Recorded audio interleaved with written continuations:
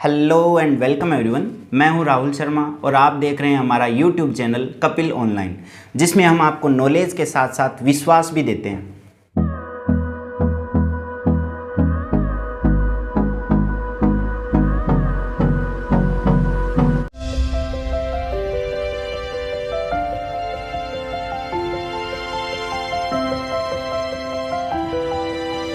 जब से मैंने अपने CGL 19 के फाइनल मार्क्स आपके साथ शेयर किए हैं, तब से काफ़ी सारे बच्चों की ये कंटिन्यूसली क्वेरी आ रही है कि आपने अन्य पोस्ट क्यों नहीं चुनी, AFHQ जैसी पोस्ट क्यों चुनी, जिसको बहुत कम बच्चे चुनते हैं, जिसके बारे में बहुत कम बच्चे ही जानते हैं।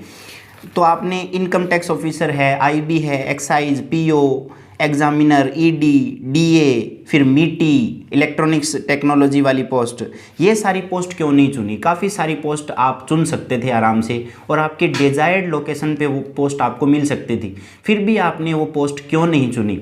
सबसे ज़्यादा क्वेरी तो इस बारे में आ रही है कि आपने इनकम टैक्स ऑफिसर को क्यों छोड़ दिया, जो काफ़ी सारे बच्चों की ड्रीम पोस्ट होती है, जिसमें से मैं भी एक था। जब मैंने तैयारी शुरू की, सबसे पहले यही देख के तैयारी शुरू की कि बनना है तो इनकम टैक्स ऑफिसर ही बनना है, क्योंकि यही पोस्ट का नाम हमने सुना था। जब बच्चे तैयारी शुरुआत करते हैं, तैयारी शुरू करते हैं, तब या तो वो एक्साइज के बारे में जानते हैं या इनकम टैक्स के बारे में जानते हैं, MEA के बारे में जानते हैं। ये जो अन्य जो पोस्ट है, ASO वाली पोस्ट, उनके बारे में ज़्यादा नहीं जानते हैं, क्योंकि अन्य पोस्ट के ऊपर आपको बहुत ही कम जानकारी मिलेगी, चाहे वो यूट्यूब पे हो चाहे अन्य प्लेटफॉर्म पे, बहुत ही कम जानकारी आपको मिलती है। ज़्यादातर जानकारी आपको इसके बारे में मिलती है कि इनकम टैक्स ऑफिसर बन जाओ, एक्साइज इंस्पेक्टर बन जाओ, MEA में लग जाओ, लेकिन ये पोस्ट के बारे में कोई नहीं बताता। तो आपने इनकम टैक्स ऑफिसर जैसी पोस्ट को छोड़ के AFHQ जैसी पोस्ट को क्यों चुना?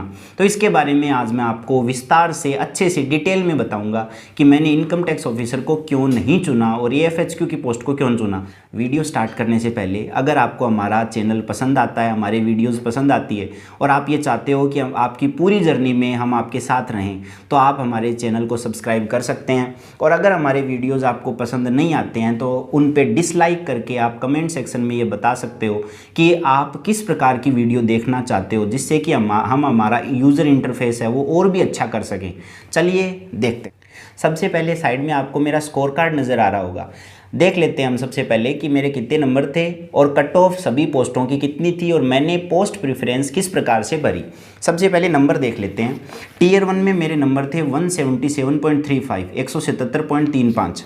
Tier 2 में मैथ में नंबर थे मेरे 231.76 और इंग्लिश में नंबर थे 184.33 और Tier 3 में 67। इस प्रकार से मेरे टोटल नंबर, एग्जैक्ट नंबर मेरे बन गए 660.45, 660.45 और अप्रोक्स कहें तो 661 नंबर मेरे बन गए 700 में से।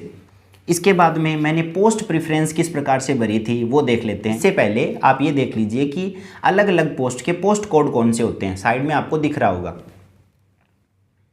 चलिए अब हम देख लेते हैं मैंने कौन कौन सी पोस्ट है वो ऊपर भरी।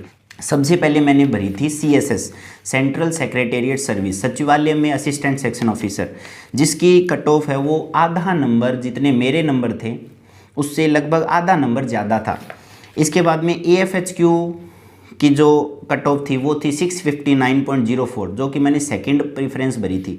थर्ड प्रेफरेंस मैंने भरी थी election commission of India, B08।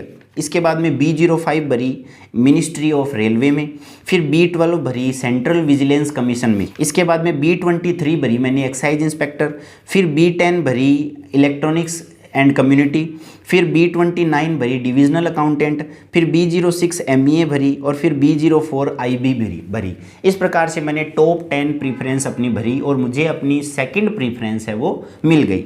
अब देखो ITI की जो कट ऑफ थी वो गई थी 651.28, तो ये मुझे आराम से मिल सकती थी इनकम टैक्स ऑफिसर। फिर IB की कट ऑफ 657.17, इंफॉर्मेशन ब्यूरो, ये भी मुझे आराम से मिल सकती थी। फिर एक्साइज इंस्पेक्टर की बहुत ही कम कट ऑफ गई थी और ये मुझे डिजायर्ड लोकेशन पे मिल सकती थी, यानी मैं जहाँ चाहता था वहाँ मिल सकती थी। इसकी कट ऑफ थी 625.25। फिर PO की कट ऑफ थी 640.94, एग्जामिनर की थी 646.67, ED की 658 और DA डिविजनल अकाउंटेंट की थी 634.89। सभी कट ऑफ जो मेरे नंबर थे 661 उससे कम थी। तो मैंने AFHQ जैसी पोस्ट को क्यों चुना वो हम कारण देख लेते हैं। सबसे पहले ये देख लेते हैं कि CSS की पोस्ट को मैंने 1 नंबर पे और AFHQ की पोस्ट को 2 नंबर पे क्यों भरा? तो इसका कोई भी कारण नहीं है, कोई भी वैलिड रीज़न नहीं है। मुझे दोनों ही पोस्ट बराबर की लगती है, बिल्कुल इक्वल लगती है, क्योंकि दोनों के अलग अलग फ़ायदे हैं और नुकसान हैं। सबसे पहले देख लेते हैं कि CSS ज्वाइन करने का क्या फ़ायदा है और AFHQ का वो क्या नुकसान है। CSS का फ़ायदा ये है कि आपको अटेंशन बहुत ज़्यादा मिलता है। इसके बाद में CSS में आप मोबाइल फ़ोन ले जा सकते हो ऑफिस में, और ऑफिस में जब भी इंटरवल होता है या जब भी आप काम कर नहीं रहे होते हो तो आप टाइम पास कर सकते हो मोबाइल फ़ोन के साथ। लेकिन AFHQ में स्ट्रिक्टली मोबाइल फ़ोन प्रोहिबिटेड है, आप नहीं ले जा सकते मोबाइल फ़ोन।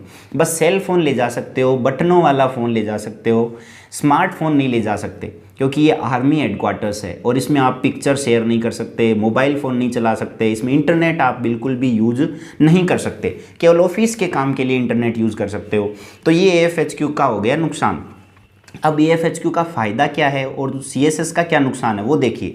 AFHQ में वर्किंग आवर्स है वो बिल्कुल लिमिटेड है, जो काम करने के घंटे हैं वो बिल्कुल निर्धारित है, ना उससे ज़्यादा होगा ना उससे कम होगा।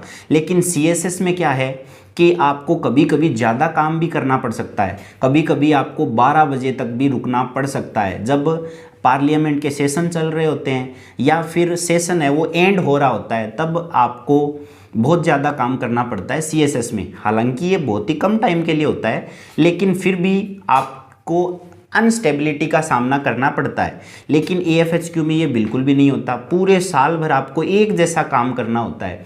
10 बजे ऑफिस आइए और 5:30 5 बजे चले जाइए। अगर आपको इस प्रकार की रिलैक्स्ड जॉब चाहिए, रिलैक्सिंग जॉब चाहिए, तो आप AFHQ को चुन सकते हैं। और अगर आपको पब्लिसिटी ज़्यादा चाहिए तो आपको CSS चुननी चाहिए। आपको मोबाइल फ़ोन से प्यार है तो आप इसको CSS को चुनिए और AFHQ को नीचे रखिए। तो लास्ट में मैं जब पोस्ट प्रेफरेंस अपनी भर रहा था तो मुझे बहुत ही ज़्यादा कन्फ्यूज़न हो रहा था कि कौन सी पोस्ट को ऊपर रखें और कौन सी को नीचे।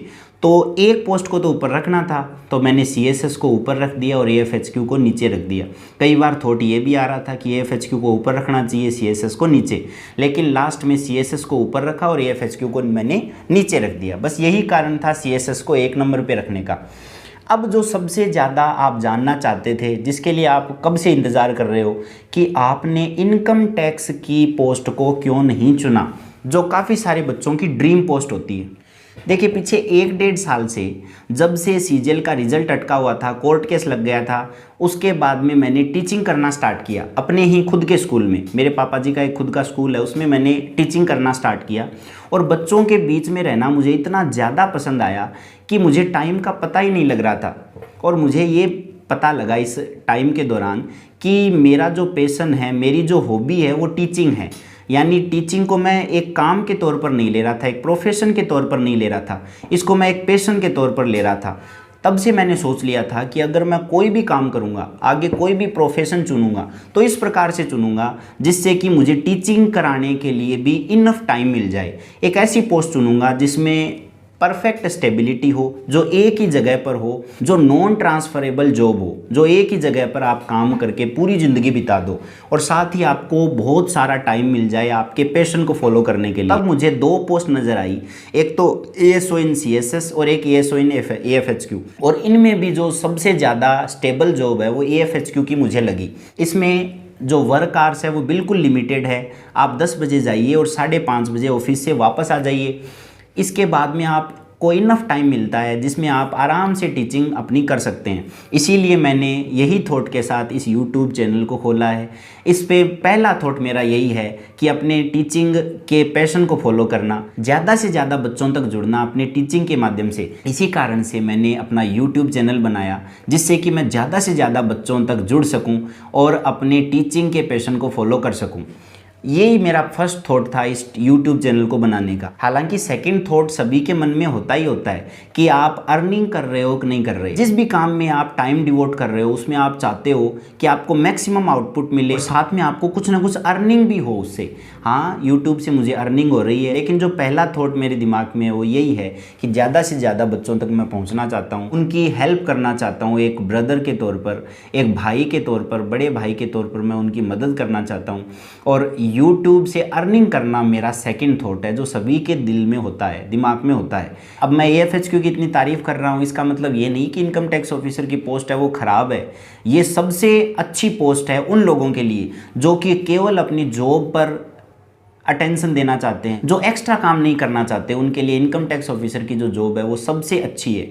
आपको बहुत ज़्यादा अटेंशन मिलेगी लोगों के द्वारा। अब जिन बच्चों ने income tax officer, excise inspector जैसी पोस्ट को चुना है वो प्लीज़ मेरे से नाराज़ मत हो जाइएगा। मैंने केवल अपना थॉट रखा है, केवल अपने विचार आपके सामने रखे हैं कि मेरा क्या थॉट था AFHQ को ऊपर रखने का और इनकम टैक्स ऑफिसर को नीचे रखने का। बस मैंने केवल अपना ओपिनियन आपके साथ शेयर किया है। किसी भी पोस्ट को नीचा दिखाना इस वीडियो का उद्देश्य नहीं है। अगर आप चाहते हैं कि मैं एक पोस्ट को अच्छे से डिटेल में बताऊं तो आप नीचे कमेंट कर सकते हैं कि हमें सभी पोस्ट को डिटेल में जानना है, तो मैं आपको बता सकता हूं एक पोस्ट के बारे में डिटेल में, जिससे कि आप पोस्ट प्रेफरेंस भरने में आपको कोई दिक्कत ना हो। या अगर आपने हमारा टेलीग्राम चैनल ज्वाइन नहीं किया है तो वो ज्वाइन कर सकते हैं।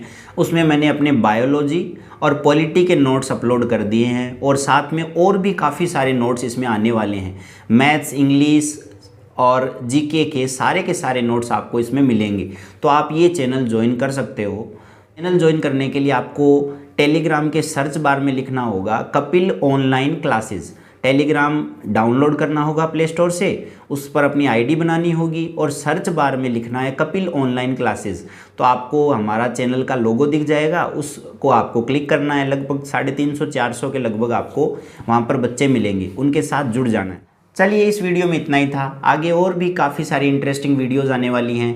SSC CGL के बारे में आपको काफ़ी कुछ इस चैनल पे पता चलेगा। तो अगर आप SSC CGL की तैयारी कर रहे हैं और भी अन्य कम्पिटिटिव एग्ज़ाम की तैयारी कर रहे हैं तो आप इस चैनल को सब्सक्राइब कर सकते हैं। अगर वीडियो पसंद आया तो वीडियो को लाइक कर सकते हैं, नहीं पसंद आया तो डिसलाइक करके कमेंट सेक्शन में ये बता सकते हैं कि हमें कहाँ पर सुधार करना चाहिए। चलिए, till then good bye, thank you.